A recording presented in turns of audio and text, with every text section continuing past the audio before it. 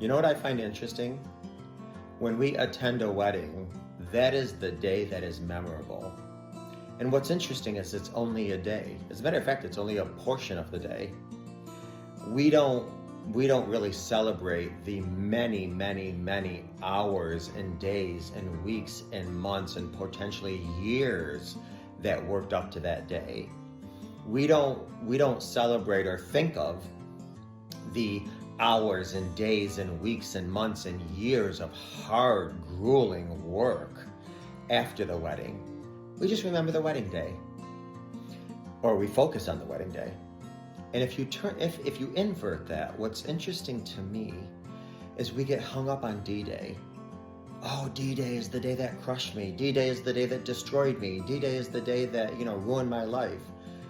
Well, could you look at it as D-Day is the day that God or the universe or whatever said, we're done with secrets. We're done with lies. Deception is over. Your new beginning starts today.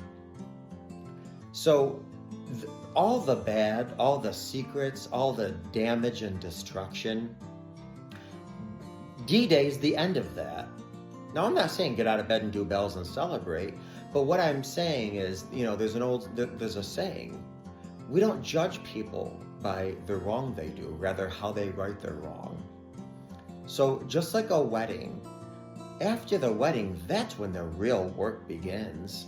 And that's when you start judging a marriage. Well, you shouldn't judge a marriage, but that's when the meat and potatoes of a marriage matters. Not the wedding day. When you get into the trenches after the wedding day and all the excitement is tapers down, that's where the real work begins. And after D-Day, that's where the real work begins.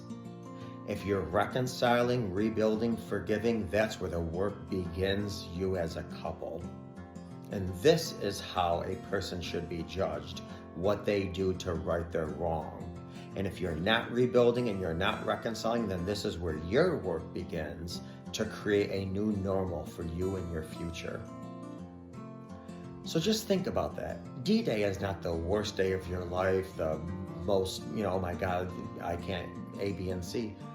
D-Day is the day that the world, the universe, nature, God said, you're done being lied to. You need a new beginning. You deserve a new beginning. Don't let D-Day cripple you.